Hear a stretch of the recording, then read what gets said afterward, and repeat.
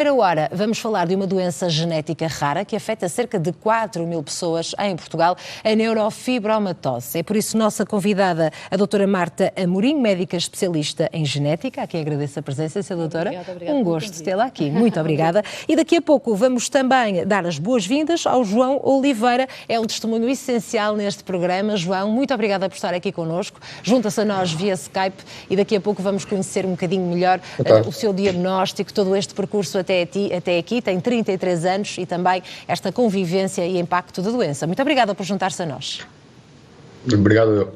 Muito obrigada. Pedia então, se calhar, primeiro, este esclarecimento consigo, Sra. Doutora, antes de conhecermos o caso do João Oliveira, para explicarmos esta doença rara. Sabemos que é uma doença rara, afeta cerca de 4.000 pessoas em Portugal, mas em que consiste? É efetivamente uma doença que tem uma prevalência estimada de uma em cada 3.000 a 4.000 pessoas e, portanto, os números estimados em Portugal são cerca de 4.000 indivíduos, se bem que não estão todos diagnosticados e é por isso é que também é importante falar disto, porque provavelmente há pessoas que neste momento não estão identificadas e ainda não estão no sistema e aos dias de hoje, sendo possível, terapêuticas e sendo essencial o acompanhamento destes utentes, é importante trazê-los à rede e falar destas patologias que, ainda que sejam raras, têm impacto na nossa sociedade e é importante identificar estes utentes. Portanto, efetivamente, esta é uma doença de predisposição para tumores do sistema nervoso. São tumores habitualmente benignos, mas o sistema nervoso é o sistema nervoso e é um tecido essencial e efetivamente não há muito espaço para crescerem coisas. Portanto, normalmente quando crescem tumores no sistema nervoso, ainda que benignos, vai haver de facto um impacto e uma morbilidade associada ao crescimento destes tumores. O que é o típico? Portanto, o diagnóstico desta doença é um diagnóstico clínico, apesar de ser uma doença genética, é uma das poucas doenças genéticas para as quais nós temos um número de critérios e a partir do momento em que a pessoa tem mais do que 2 de uma determinada lista, nós conseguimos fazer o diagnóstico clínico. Claro. Confirmamos molecularmente em determinadas situações, por exemplo, se a pessoa quer usar essa informação para ter filhos, se esse resultado é essencial para entrar num ensaio clínico, se estamos na dúvida por algum motivo, porque, por exemplo, esta doença tem vários sinais e sintomas, mas a penetrância da doença, ou seja, eles só se vão manifestar completamente e só conseguimos fazer com segurança o diagnóstico clínico aos 8 anos. Portanto, antes disso pode estar um sintoma presente e o segundo ainda não ser manifestado e nessas alturas confirmamos molecularmente. Portanto, é preciso esperar alguns anos em idade pediátrica, não é, para confirmar o diagnóstico. Mas, efetivamente, é uma doença que nos dá sinais clínicos. Certo. E um deles, que é o mais prevalente, aquele que está presente em cerca de 99% dos utentes, até é de fácil identificação. E, portanto, os médicos, normalmente, pediatras, mesmo os pediatras, não é preciso ser um médico de genética, está atento e identifica facilmente esta situação, que são as manchas de café com leite.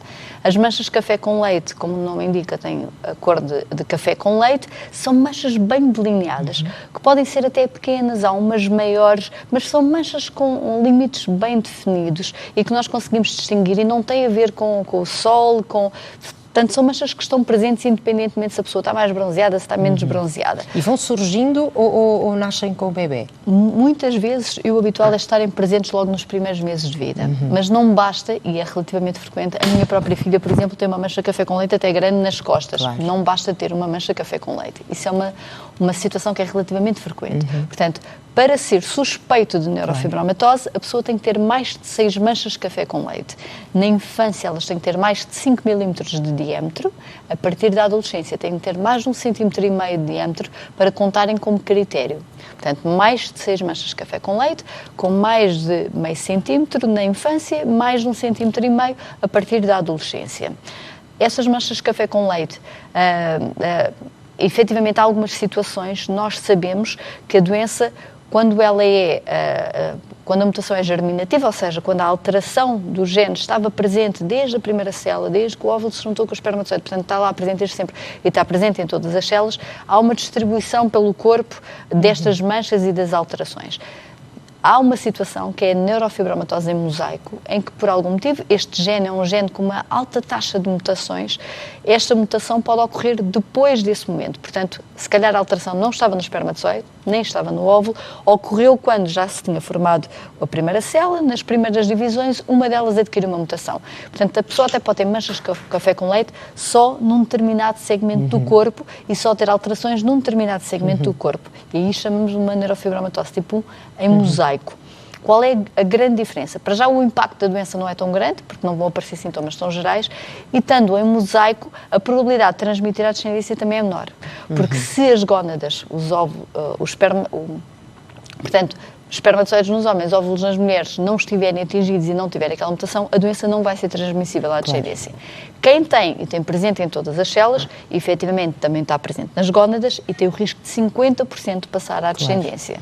Ok? Portanto, mas voltando um bocadinho atrás, os sinais desta doença são o mais frequente, mais facilmente identificável, as manchas de café com leite, que aparecem logo habitualmente no primeiro ano de vida, muitas vezes estão presentes logo ao nascimento ou então nos primeiros meses. Causa aqui algum incómodo às crianças? Nada, comichão, zero. Nada. As manchas de café com leite não têm qualquer impacto. Só o mesmo aspecto visual, não é? Não dão comichão, não dão dor, nada. Só tem um impacto visual e que muitas vezes passa até despercebido. Claro. Acontece-nos muitas vezes, porque agora estamos mais atentos, termos uma criança que vem à nossa consulta porque foi efetivamente referenciada, porque tinha as manchas de café com leite, e o pai ou a mãe diz: eu sempre tive essas manchas e tinha o diagnóstico desde sempre e nunca o impactou. Depois, outros sinais por ordem mais ou menos de frequência são as efélides, que é sardas, a nível da região axilar e da região inguinal. Portanto, isso é um sinal que também normalmente aparece já no fim da infância e que costuma estar presente na grande maioria dos doentes.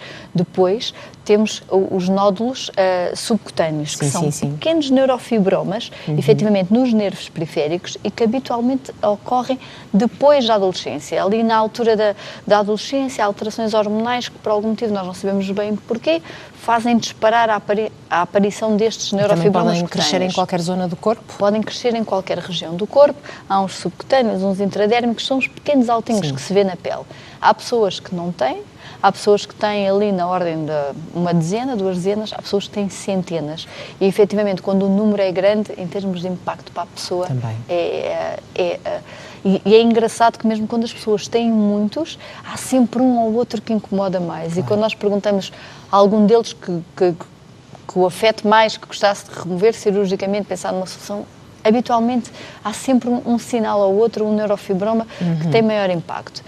Depois, temos outras alterações como, efetivamente, sendo um síndrome de predisposição para tumores benignos, um dos tumores mais frequentes é o glioma óptico. Portanto, é um tumor das vias ópticas, que a idade de risco é entre os 4 e os 8 anos. Portanto, habitualmente surge entre os 4 e os 8 anos, nós fazendo uma observação seriada, com acompanhamento seriado por oftalmologia, conseguimos rapidamente identificar sinais e sintomas.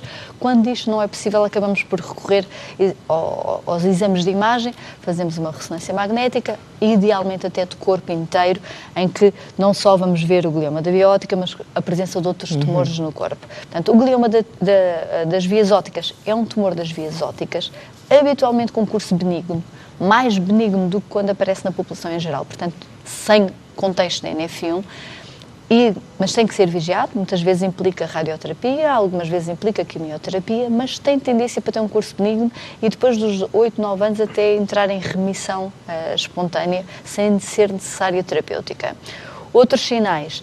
Alguns destes doentes, lá está este síndrome, apesar da sua frequência, dentro das doenças raras, uma doença rara é uma doença que tem uma frequência inferior a 1 para 2.000. Portanto, esta é efetivamente uma doença rara, porque tem uma frequência de 1 para 3.000.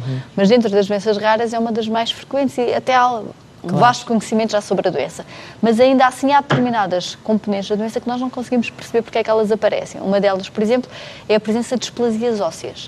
Esta síndrome está associada a uma displasia congénita da tíbia, portanto, há uma alteração da tíbia que pode levar mesmo a uma fratura e amputação dos membros e nós não sabemos porque é que ela surge. E é congénita, ou está presente ao nascimento ou já não surge.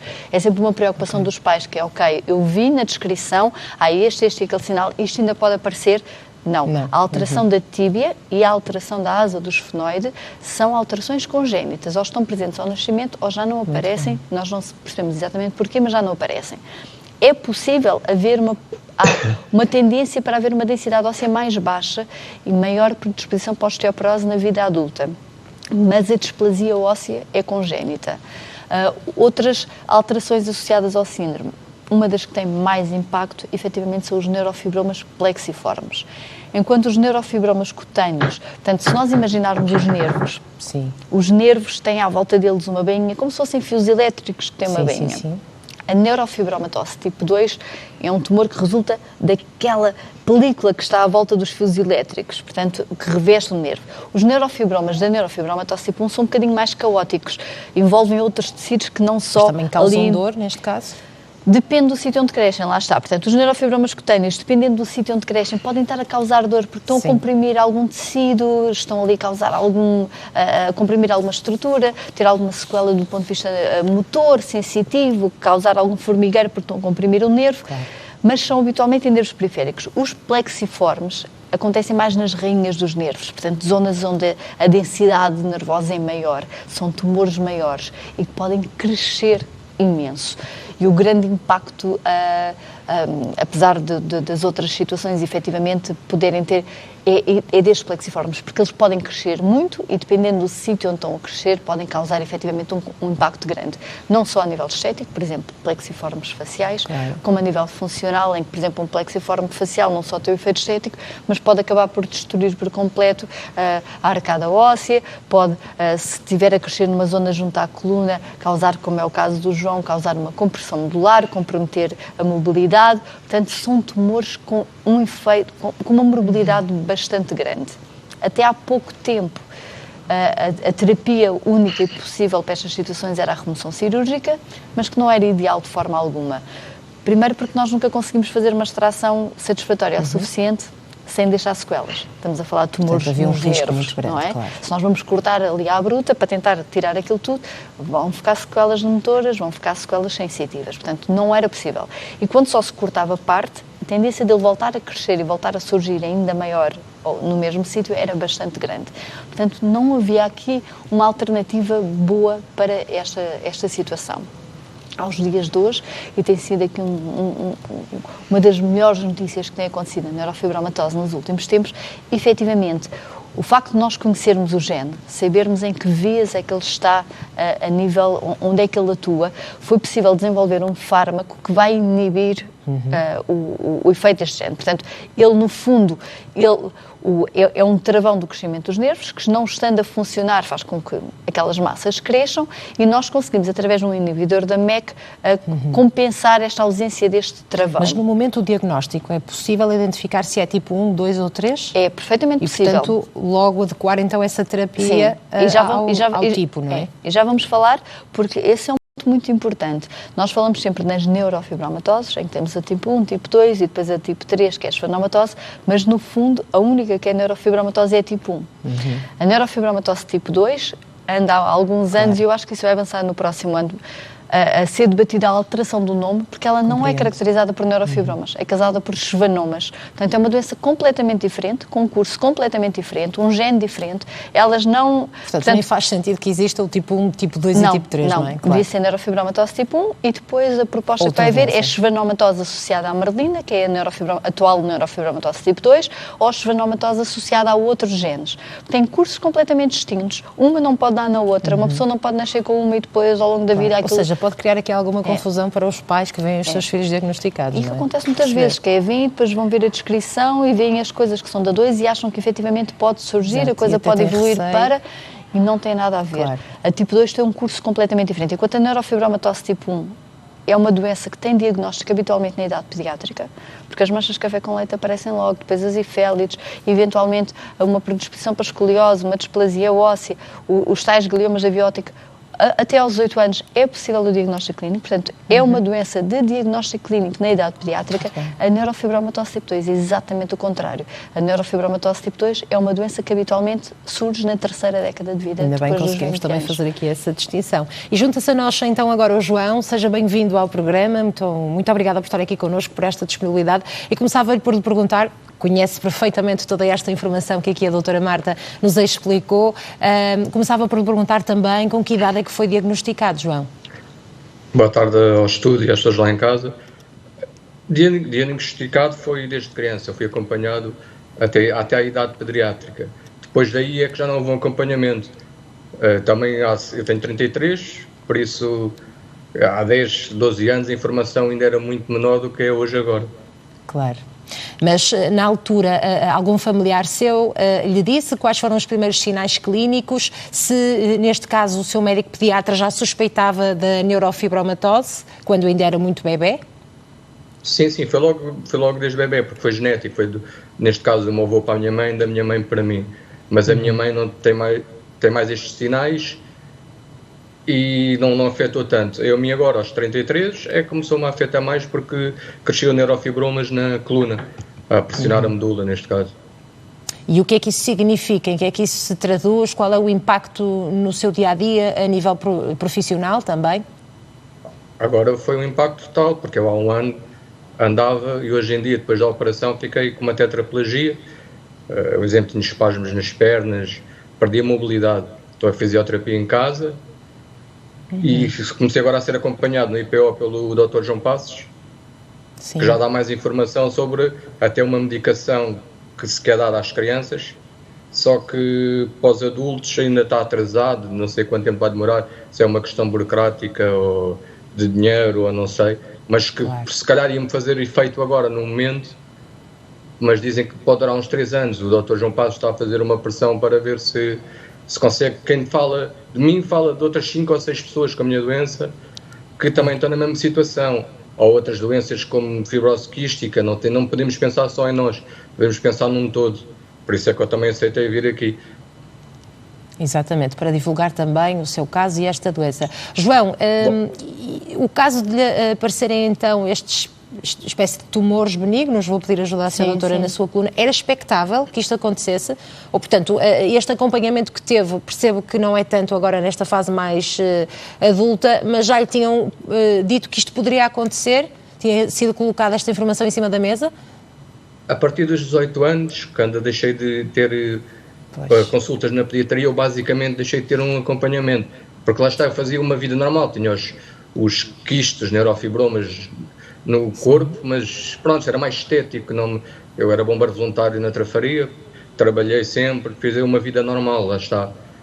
Por isso nunca fui acompanhado. Depois, há 3 anos para cá, eu comecei com dificuldades a andar, até agarrar nos objetos, mas mesmo assim nunca associei à doença porque não há um acompanhamento.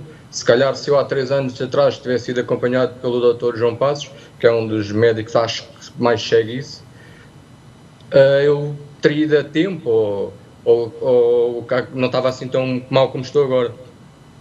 Se calhar podemos fazer essa pergunta precisamente à doutora Marta. Senhora doutora, aqui o acompanhamento é essencial. É essencial e, efetivamente, como isto é uma doença pediátrica, a articulação da idade pediátrica para a idade adulta é uma coisa que ainda falha no nosso sistema. Certo. Não é fácil, muitas vezes, estes jovens que têm este acompanhamento durante a idade pediátrica, a partir do momento em que fazem os 18 anos, ficam perdidos no sistema. Que foi o caso, não é? Foi o caso e, infelizmente, é frequente. E para as doenças genéticas, que são doenças crónicas, isto não pode acontecer. Neste momento, efetivamente, temos uma consulta no IPO, que é o Dr. João Passos, que é um médico brilhante e super dedicado a esta patologia, que tem feito, efetivamente, tem agarrado estes doentes e tem mantido o acompanhamento. Porquê? Porque lá está, este gene é um gene de predisposição para tumor. O que é que acontece? A nossa informação genética está toda em duplicado. Nós, quando temos uma alteração genética, nestes casos, sabemos que temos predisposição para, mas a nível das células tem que surgir uma segunda mutação para que se desenvolva o sintoma. Um neurofibroma cutâneo, um neurofibroma plexiforme, mancha café com leite, o que quer que seja.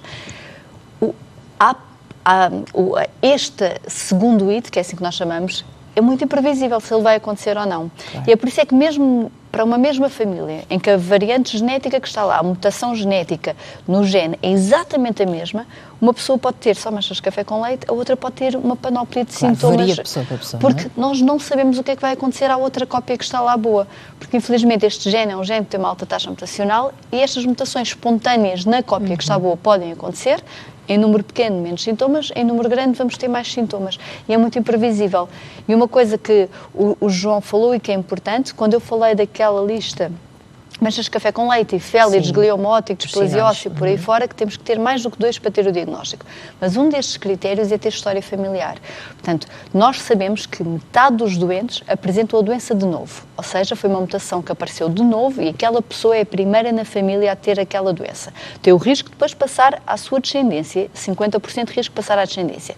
A outra metade dos doentes, efetivamente, já herdou de um progenitor.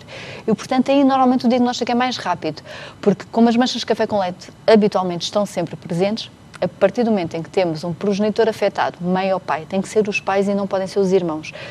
A mãe ou o pai é afetado e a criança aparece com manchas de café com leite no primeiro ano de vida, não precisamos de outro sinal. Temos o diagnóstico confirmado e foi provavelmente o que aconteceu no João e, portanto, torna o diagnóstico mais fácil. A dificuldade, e lá está, às vezes acabamos por recorrer ao estudo genético quando a doença ainda não se expressou completamente, é quando temos uma criança com menos de 1 ano, que ainda só tem manchas de café com leite, não há história familiar e até se desenvolver o segundo sintoma.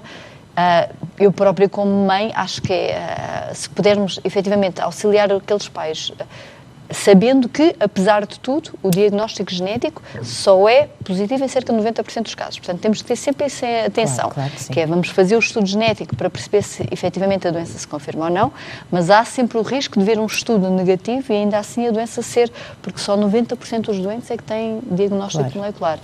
Portanto, João, por aquilo que conseguimos perceber, a doença agora de facto está a ter um grande impacto, um impacto muito significativo na sua vida. Até por volta dos 30 anos, pelas minhas contas, conseguiu viver bem com neurofibromatose, certo? Sim, porque eu a nível estético nunca me preocupei muito.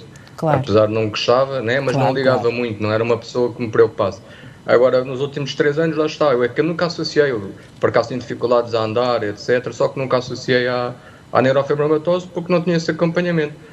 Um exemplo, se calhar vocês no Porto Canal estão a dar este exemplo hoje, a falar sobre isso, e vão ter agora até de uma criança, acho eu, com neurofibromatose também, que vai ao Estádio do Dragão. Ela em criança teve, se calhar, pior que eu. Neste caso já teve uma evolução muito maior à idade que ela tem, que eu não tinha. Claro. Mas este acompanhamento é essencial. É essencial na infância fazer um seguimento nesta parte óptica, oftalmologia, dermatologia, fazer um seguimento do desenvolvimento, porque apesar de não estar déficit cognitivo associado à doença, há uma patologia específica patologias específicas da aprendizagem que esta criança tem que ser seguida. Portanto, há todo um seguimento. Mas na vida adulta tem que ser mantido este seguimento. Da hipertensão, infelizmente, eles têm maior predisposição para ter hipertensão essencial ou alterações das artérias renais que também podem levar a hipertensão. Esta vigilância dos tumores, ver como é que os tumores estão a evoluir. Apesar de não ser muito frequente, infelizmente, os plexiformes podem derivar de um tumor maligno das bainhas dos nervos periféricos, que é um tumor de muito mau prognóstico. E, portanto, estes doentes não podem perder o acompanhamento. E está agora a ter este acompanhamento, João, não só com o Sr. Dr. João Passos, mas com as restantes especialidades. Agora está a envolver-se mais também na sua saúde? Sim, agora sim estou a ter mais acompanhamento. Agora está a haver só esse caso da medicação, que é dada às crianças e aos adultos. Acho que está em fase final, mas uma fase final do medicamento destes é 3 anos. E quem falo a outras pessoas com a minha doença ou com outras doenças que precisam de medicação no momento e há muito atraso. Agora não sei se é por questões burocráticas, se é por questões financeiras, mas acho que deveria ser uma obrigação do Estado acelerar o processo, digo eu, porque primeiro as pessoas e depois o dinheiro ou todo o resto. Mas neste caso, João, infelizmente não é impedimento burocrático, os ensaios ainda não chegaram efetivamente ao fim, enquanto não houver dados sobre a segurança do medicamento nos adultos, não se pode garantir o medicamento nos adultos. Mas o Dr. João Passos tem feito todos os esforços, portanto, como falámos, estes inibidores da MEK têm efetivamente um efeito muito bom nestes tumores e reduzem em mais de 60% dos doentes. Há uma redução superior a 20% destas massas, que tem logo um impacto enorme a nível funcional, a nível estético, e portanto tem sido uma grande mais-valia estes fármacos, mas efetivamente ele ainda não foi provado para a idade adulta. Mas há fármacos que são primos deste, digamos assim, e que o Dr. João Passos tem feito um grande esforço para obter aprovação, para ter uma autorização excepcional para usar nestes doentes que não podem esperar.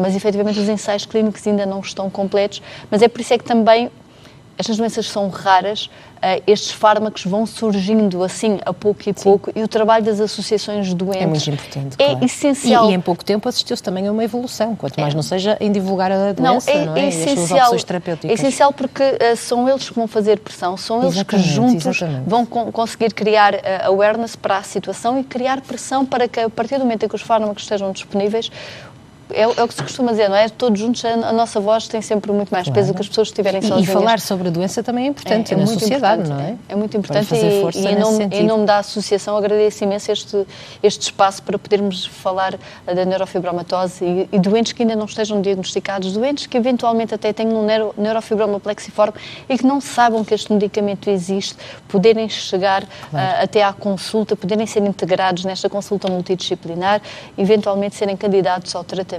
e serem acompanhados como um todo nesta doença. João Oliveira, agradeço imenso o seu testemunho, muito obrigada, foi essencial para cumprirmos a nossa missão aqui no consultório e votos que corra tudo bem, sem dúvida alguma. Muito obrigada por estar desse lado. Continuação do bom trabalho. Igualmente, muito obrigada para si, boa tarde para si, boa semana, muito obrigada. Sra. Doutora, nós ficamos agora por aqui, vamos ouvir as dúvidas dos nossos telespectadores, não só sobre esta doença, mas genética de uma forma geral. Agradeço imenso também a sua presença. Obrigada. Muito obrigada. Portanto, convido todos a participarem através do número de telefone 225083297. Estivemos então a conhecer esta doença complexa, neurofibromatose. Pode ligar para esclarecer as suas dúvidas nesse sentido ou também de uma forma geral genética. Portanto, não é só sobre esta doença, mas genética de uma forma geral. 225083297. Garanta a sua inscrição. Pode também enviar a sua questão, partilhar connosco o seu caso. Temos todo gosto em ouvi-lo também através do endereço de e-mail consultório@portocanal.pt. Contamos consigo. Vamos fazer um curtíssimo intervalo. Até já.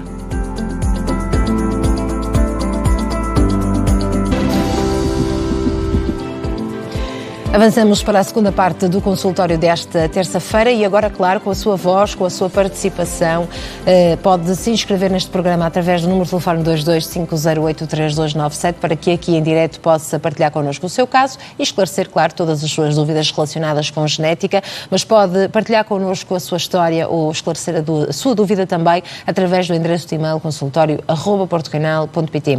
Connosco continua a doutora Marta Amorim, é médica especialista em genética, a quem agradeço a presença. Doutora, muito obrigada. Vamos ouvir agora as dúvidas dos nossos telespectadores. Estivemos nesta primeira meia hora a conhecer a doença neurofibromatose. Agora, portanto, podem alargar as dúvidas à especialidade genética. Rosa do Carmo liga de Évora, tem 76 anos e é a primeira a participar nesta tarde. Seja bem-vinda ao consultório, Dona Rosa. Obrigada, Alexandra. Boa tarde. Muito boa tarde. Alexandra, boa tarde, doutora Marta. Prazer boa tarde. ouvi-las. É um gosto ouvi-la. Como é que a podemos ajudar? É o seguinte, eu vejo sempre, quase todos os dias, o vosso programa com a esperança de encontrar ter pelo menos uma pequena esperança. Sim. Porque eu sofro já há muitos anos que me foi, que foi descoberto o meu... uma doença, síndrome, uma condição... Que é o síndrome de Sjögren. Síndrome de Sjögren, percebeu? Lágrimas. Sim. E depois tem muitos problemas. Eu não posso comer quase nada, pronto. É que eu nem preciso dizer o que não posso comer. Posso dizer o que não me faz mal. De resto, pronto, só posso comer umas espinhas, um arrozinho, uma coisinha assim muito simples. E já sofro, que eu saiba, né, desde que foi feito a biópsia, que eu sei, já é quase há 17 anos. Mas a síndrome de Sjögren, nós temos esta tendência de achar que aquilo que tem no síndrome atrás, que são coisas genéticas, mas não é uma doença genética, é uma doença autoimune. Provavelmente existem alguns marcadores genéticos e nós acreditamos nisso, que nestas doenças autoimunes possa existir alguma predisposição, até porque vemos alguma tendência para na mesma família haver mais do que um caso de uma doença autoimune, sim, mas não é uma doença genética. Uhum. Dona Rosa, mas está a ser acompanhada? Estou a ser acompanhada. Há anos tínhamos uma reumatologista aqui no Hospital de Évora, mas já há muitos anos que não a temos. Agora temos uma imunologista. Uhum. Mas, até à data, o que me tem, pelo menos o que ela me explica, o que receito é para as dores. Os medicamentos e são muito fortes para mim. Quando eu tomo um comprimido daqueles, o meu coração, eu fico muito mal do meu coração, e coisa que eu não sofria do coração. Agora tenho algumas coisitas devido à doença, porque esta doença tem trazido tudo, não é? Tudo e mais alguma coisa, até já fui operado ao estômago e isso tudo. Mas para que não fique com essa dúvida, portanto, as doenças genéticas são aquelas que resultam de erros do nosso código genético. Nós nascemos com um código genético, que é metade vem da nossa mãe, metade vem do nosso pai. Aquilo é uma sequência de letras autenticamente que codificam aquilo que nós somos e as proteínas que nós conseguimos expressar. Depois, ao longo da vida, podem ir surgindo doenças, e um grupo dessas doenças são as doenças autoimunes, em que, por algum motivo, o nosso sistema imunológico começa a atacar o nosso próprio corpo. Portanto, é um grupo de doenças que não é uma doença genética, ainda que se acredite que possa existir, efetivamente, alguma predisposição para que o sistema imunitário, a determinada altura, comece a atacar o próprio. Mas não é... são doenças de difícil tratamento, efetivamente, porque temos que modular aqui o sistema imunológico, mas não é uma patologia genética. E eu não consigo ajudá-la se especificamente está a ser bem seguida na reumatologia, na imunologia, nas consultas de autoimunidade. Do ponto de vista genético, à partida, não há nada que nós tínhamos para lhe oferecer neste momento. Doutora Marta, então fico só, por isso é que eu também telefonei, fica aqui o meu pedido. Eu não estou a ouvi-la bem, por isso eu estou a ouvi-la muito mal. Fica aqui o meu pedido, se quando houvesse uma possibilidade de uma clínica dar a chance de ajudar pelo menos a qualidade de vida, não é? Porque eu estou a ter problemas quase com todos os órgãos, vamos lá. Se podiam também abordar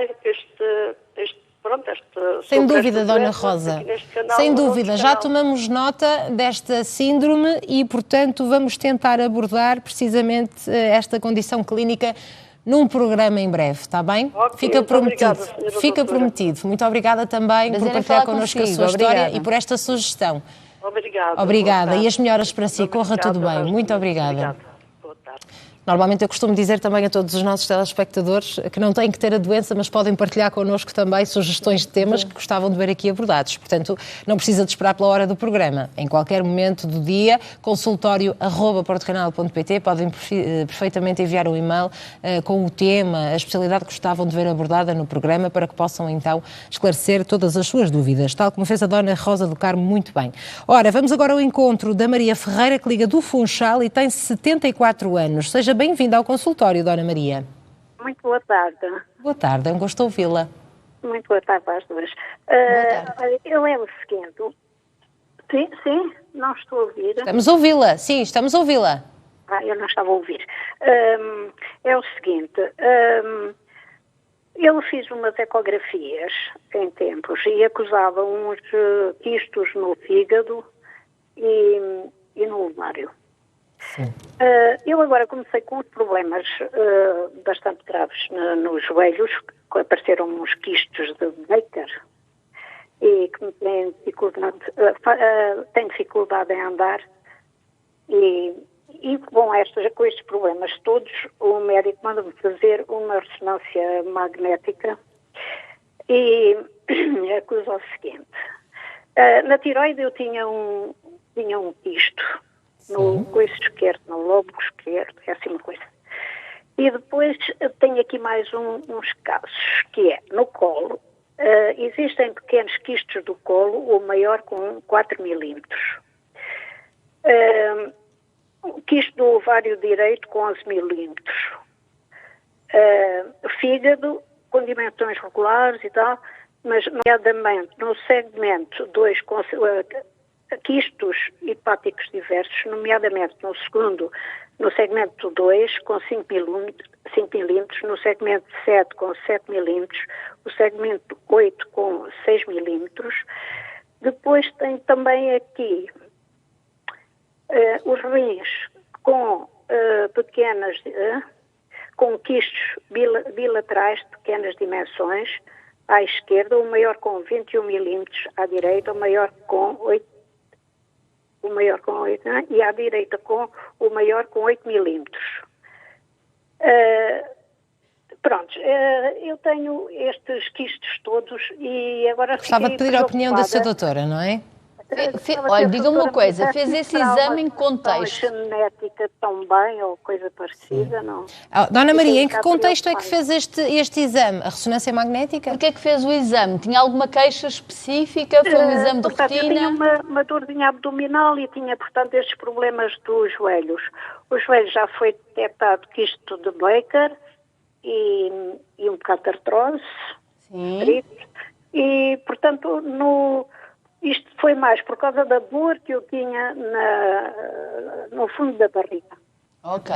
Numa consulta de genética é sempre importante montarmos o puzzle todo, perceber na história do doente se há aqui outros fatores, às vezes até sinais no corpo, na história familiar, se há alguma predisposição para alguma coisa. Assim, à partida, quistos isolados é uma coisa que vai aparecendo com a idade. E são todos dimensões pequenas e é uma coisa que não assusta, mas não assusta o médico, assusta sempre o paciente quando vê, tem aqui uma série de coisas e a pessoa fica assustada. Mas quistos pequeninos são coisas que normalmente vão acontecendo ao longo da nossa vida, tem que manter alguma vigilância, tem que ver se algum está a crescer, se em termos há algum deles que tenha alguma manifestação que seja indicativo para fazer uma biópsia, se tem aqui alguma histologia particular que nos preocupe. Mas assim, à partida, se não tem um antecedente pessoal específico de nenhuma patologia, se não há história familiar de nenhuma situação, à partida não é uma situação de alarme. Todos nós, infelizmente, se fizéssemos um exame a partir de determinada idade, vamos todos ter quistos. Infelizmente é o que acontece. Mas a Dona Maria está a ser acompanhada, não é? E agora vai então mostrar os resultados dos exames ao seu médico. Sim, já mostrei ao médico, ele não fez grandes coisas, Não valorizou. ligou muito aí, não me disse nada, por isso mesmo é que eu estava mais interessada em saber uma informação sobre a sua doutora, sobre isto. Portanto, se na verdade não tem grande problema, vou fazendo os exames. É manter a vigilância sempre. Se houver algum sinal de alarme do que quer que seja, as situações têm que ser sempre reavaliadas. Mas, efetivamente, quistos só por si, e eles, como disse, são todos pequeninos, 11 milímetros, 4 milímetros, é uma coisa que infelizmente vai surgindo, que nos assusta quando nós vemos o relatório dos exames, mas que é relativamente frequente. Okay. Dona Maria, mais alguma questão? É só, doutora, já é bastante, que já fiquei um bocado mais descansada. Olha, hoje vou para a sua terra. Pois é. Ao fim do dia estarei aí. Obrigada. Uma terra maravilhosa. Um grande beijinho para si, obrigada. um grande beijinho para o Funchal também. Muito obrigada, foi um gosto ouvi-la. Obrigada. Boa semana para si. Sra. Doutora, chega-nos agora um e-mail da Joana Pereira que diz o seguinte, relacionado com neurofibromatose. Muito boa tarde. Tanto eu como o meu namorado somos portadores da doença. Pergunta à nossa telespectadora qual é a probabilidade de um filho nosso nascer ou não nascer com esta doença. Essa é uma questão muito, muito interessante. Porque não é frequente, efetivamente. Eu gostava até de falar com esses utentes e perceber melhor, mas efetivamente se a doença está diagnosticada em ambos, tal como eu disse, a nossa informação está em duplicado, o que significa que eles têm um gene alterado, do NF1, o outro gene não alterado. Significa que nas gónadas, portanto, os óvulos da senhora, metade vai ter alteração, metade não vai ter, os espermatozoides, metade vai ter alteração, metade não vai ter. Claro. Quando habitualmente é só uma pessoa que tem, o risco de passar à descendência é 50%, porque ou passa ao bom ou passa ao alterado, não é? Aqui temos duas pessoas a contribuir, portanto, podem-se juntar os dois alterados. E esta situação é provavelmente incompatível com a vida. Eu não quero estar aqui a incometer, mas duvido que seja compatível com a vida. Pode efetivamente juntar-se os dois bons, e aqui não há problema, mas pode juntar o alterado aqui com o bom daqui, claro, ou o alterado aqui com o bom daqui. Portanto, à partida, sendo incompatível a situação dos dois se juntarem, temos 2/3 de probabilidade de ter um filho afetado e 1/3 do filho não ser afetado. Sendo os riscos tão elevados, nesta circunstância, e é uma coisa que não falámos e que é importante referir, efetivamente, quando há um diagnóstico molecular, falei nisso brevemente, que é um dos motivos pelos quais fazemos o diagnóstico genético, perceber exatamente qual é a alteração no gene, é quando a pessoa quer usar isto em pré-concepcional. E o que é que pode ser feito? Portanto, durante a gravidez, pode ser feito o teste, o diagnóstico pré-natal, por biópsia das velocidades, que é através da vagina, tira-se um bocadinho do sincício trofoblasto, que é uma parte da placenta, para testar se a mutação está presente. Mas durante a gravidez? Durante a gravidez. Ou por amniocentese, que é um exame que as pessoas conhecem mais. Idealmente é feito entre as 16 e 19 semanas para termos resposta em tempo útil, porque, sendo afetado, é possível pedir interrupção médica de gravidez, que por motivos médicos pode ser feita até às 24 semanas de gestação. Claro. Como muitas das vezes a neurofibromatose até é uma doença, nem todos os centros isto tem que ser submetido a uma comissão técnica que tem que avaliar do ponto de vista ético se isto é eticamente. Nem todas aprovam a interrupção médica de gravidez e é uma questão que na NF1 é um bocadinho controversa, porque é efetivamente casos muito graves, mas há casos... Nós temos doentes com NF1 que são estudantes de medicina, que são arquitetos, que são isto, que são aquilo, pessoas que, tal como dissemos, só se apercebem na vida adulta, olha, afinal tenho isto e não sou. Exatamente. Portanto, não é assim tão linear, não é tão linear, correto que deve ser, claro. A outra alternativa, e este casal era uma coisa que eu acho que eles podiam ponderar, e efetivamente aconselho fortemente ir a uma consulta de genética, sim, claro, de aconselhamento genético, é fazer o pré-concepcional. O que é que se faz? Faz-se diagnóstico genético pré-implantação. Recorre-se às técnicas de reprodução médica assistida, os embriões são testados in vitro e só são implantados no útero os não afetados. Ou seja, antes da gravidez. Exatamente. Tendo em conta que os riscos são tão elevados, claro, portanto, no geral é só 25% de hipótese de, efetivamente, não ter a variante, eu aconselharia este casal a procurar uma consulta de aconselhamento e discutir as suas opções e ver se são válidas, porque efetivamente o importante é as pessoas estarem informadas e depois decidirem o que é válido para elas sem julgamentos, não é? Claro que sim. Há uma série de opções que têm que ser postas na mesa e aquilo que faz sentido para aquele casal é aquilo que fará sentido para nós ajudarmos a concretizar essa medida. Sem dúvida alguma. Joana Pereira, muito obrigada também por este e-mail e esta questão tão pertinente. Vamos agora ao encontro da Arminda Martins, que liga de Braga e tem 73 anos. Seja bem-vinda ao consultório. Dona Arminda, bem-vinda. Estou sim? Estou a falar com a Dona Arminda? Sim. Não estamos a conseguir ouvir. Muito obrigada. Olá, Dona Arminda. Muito obrigada pela atenção. Boa tarde. Já está em direto no programa. Dona Arminda? Muito obrigada pela atenção. Muito obrigada pela atenção. Pode fazer a sua pergunta. Tá. Eu gostava muito de saber... Dona Arminda, vou-lhe pedir que ouça pelo telefone, por favor. Eu gostava de me explicar sobre o líquen plano. O líquen plano. Há 6... Não percebi, estamos com alguma dificuldade. Dona Arminda, vai, por favor, só ouvir pelo telefone e baixar o volume da sua televisão. Eu comecei a ficar com a boca toda cheia de manchas.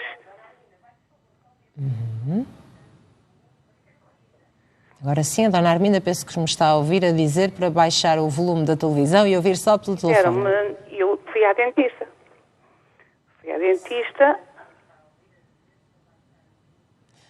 Assim não vamos conseguir perceber a questão em condições. Eu fui à dentista. E a dentista disse, eu não posso ver a senhora, que a senhora não está bem, vai para o hospital. Isso mesmo. Vamos fazer assim, vamos desligar esta chamada. A dentista, a nossa produção vai falar com a Dona Arminda. Para o hospital, e eu fui ao médico de família. Cheguei ao médico de família... Não, peço então à produção, por favor, para desligar a chamada, explicar à Dona Arminda que tem de baixar o volume da televisão e ouvir só pelo telefone, e assim conseguimos perceber melhor a questão. Vamos agora ao encontro do Sr. Camilo Vaz, liga de Macedo Cavaleiros e tem 72 anos. Mais direto do que isto não existe. Seja bem-vindo, Sr. Camilo. Boa tarde, Alexandra. Olá, muito boa tarde. Boa tarde. Pode fazer a sua questão, Sr. Camilo. Lindo nome, Alexandra. Muito obrigada, muito obrigada. O senhor também é muito bonito. Alexandre. É Alexandre também? Camilo Alexandre. Muito bem, tem um nome ainda mais bonito. Camilo já era bonito, Alexandre é ainda mais bonito. Como é que o podemos ajudar? Alexandre, olha, eu tenho uma doença genética. Sim. Que é a distrofia muscular. Sim. Não sei se a doutora está... Sim, está a ouvir, sim. Estou a ouvir, sim, senhora. E gostava de pedir uma opinião da sua doutora? Uma distrofia muscular. Sabe qual é que é? Há vários tipos de distrofias musculares. Sabe qual é que é a sua? Pois, a minha foi detectada na Suíça. E disseram-me que era distrofia lombar-V. Lombar-V? Não. Não pode não ser. Consegui perceber. Pode dizer novamente, Sr. Camilo, qual era o tipo de distrofia muscular? Lombar-V. Lombar-V, foi o que eu percebi. Isso na Suíça. Pois, na Suíça. calhar uma distrofia muscular das cinturas. É sobretudo na parte lombar. Afeta sobretudo aqui a cintura escapular. É capaz, não sei. Há várias formas de distrofia muscular, consoante o género, afetam sobretudo umas regiões ou outras. Provavelmente tem uma subforma dessas. E que tipo de ajuda é que queria, Sr. Camilo? Que tipo de informação? Isto é assim, eu tenho não tenho ação no corpo, não é? Devido ao corpo funcionar através dos músculos. Fico muito cansado e não tenho força nenhuma. E tenho dores. Eu já vi essa doutora, por nunca conseguiram me dar, foi um medicamento para o alívio dessas dores. Compreendemos, Sr. Camilo. São queixas comuns, Sra. Doutora, de quem tem distrofia muscular, não sabendo bem especificamente o tipo? São queixas comuns, é isto que vimos, que é as pessoas, efetivamente, quando chegam à vida adulta e têm estas doenças crónicas e debilitantes, acabam por ter...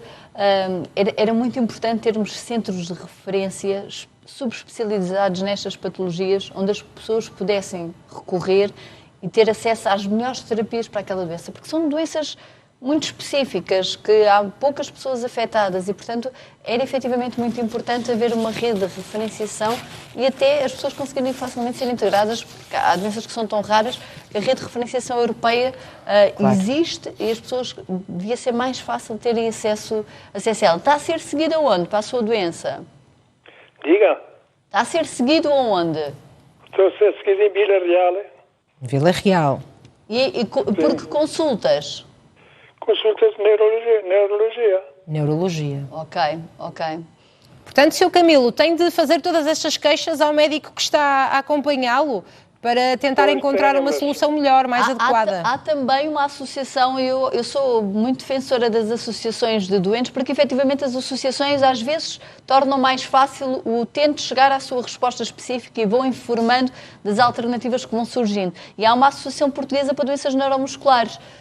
Experimente falar com eles, ver se há aqui efetivamente alguma... Mas não tenho contacto, minha senhora. Mas se for à internet encontra rápido. Chamam-se mesmo APN, se eu não me engano. Associação Portuguesa... internet. Sr. Camilo, nós vamos ajudar, é nesta parte que nós entramos. Depois de desligar a chamada, vamos ficar aqui com o seu contacto, vamos à internet buscar o número de telefone, ligamos para si e damos-lhe o número de telefone para que possa ligar à associação. Está bem? Obrigado, Ainda assim, não se esqueça de partilhar aquilo que nos disse aqui com o seu médico, está bem? Pois. Obrigada, foi um gosto ouvi-lo, um grande Obrigado, beijinho. Sandra. Muito bem, obrigada. Estou aqui a tomar nota, precisamente. Agora sim, vamos então ouvir a Arminda Martins, que liga de Braga e tem 73 anos. Seja bem-vinda ao consultório. Muito obrigada pela atenção. Olá, muito boa tarde. Agora sim, já conseguimos ouvi-la. Como é que a podemos ajudar? À volta de 6 anos, eu comecei a ficar com a boca inchada. Foi na praia. Inchada e por dentro tudo branco, bolhas brancas, uma má disposição, sintomas de cansaço. E fui então ao dentista, não é? Que era a boca e fui ao dentista. Fui à dentista, a minha dentista, ela disse, eu tenho que ir para o hospital. E eu, em vez de ir ao hospital, fui à minha médica da família e contei-lhe. Ela disse-me que tinha umas clínicas em Braga que eu podia aderir. Então procurei e fui então a uma clínica.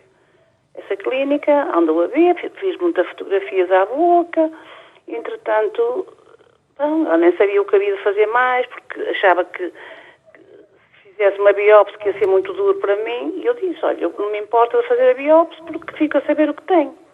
E fizeram uma biópsia, no fim, a médica disse-me que eu tinha líquen plano. O líquen plano que vinha de uma parte do sistema nervoso, que realmente se eu me enervar, eu fico mais... A boca está sempre com um mal-estar e nem sempre tenho umas bolhas brancas, nem sempre. E em 6 meses vão ser fazer uma limpeza ao dentista e para ver como é que estou. Tirando isso, eu não sei um sítio que eu me pudesse ir para ver se há qualquer medicamento ou então uma clínica onde eu diga que assim, olha, é ali que a senhora tem que se tratar e saber o que tem, verdadeiramente. Estou a perceber a sua dúvida, claro que sim, ainda para mais conhecer melhor aquilo que tem, não é? Será que uma consulta de genética podia ajudar, Sra. Doutora? Não, porque não é dar... Não é? Eu sugeria até que deixar para a segunda parte do programa para falar com a colega. Pois. Que me vai suceder, porque de facto não é uma patologia genética, não consigo ajudá-la especificamente simples, nessa área. Não é não ser simples, Dona Arminda, não é relacionado com genética. Ou seja, convido mesmo precisamente a ligar na segunda hora, vamos falar aqui com o Dr. Miguel Almeida, médico-dentista, poderá conhecer melhor o seu caso e indicá-la e sugerir que vá a uma determinada especialidade para ajudá-la melhor. Pode ser assim? Era isso. Muito obrigada pela atenção. Então pronto, vamos fazer um curtíssimo intervalo, depois vamos falar das contraindicações dos implantes dentários e depois vamos ouvi-la novamente. Espero por si. Obrigada, um grande beijinho para si. Muito obrigada. Sra. Doutora, muito obrigada pela sua presença. Obrigada. Estivemos aqui, de facto, algumas questões muito curiosas e conseguimos ajudar os nossos telespectadores. E muito obrigada também pela sua disponibilidade. Boa semana e boa viagem, já agora até ao Funchal. Um grande beijinho. Leva um beijinho nosso também para o Funchal. Muito obrigada.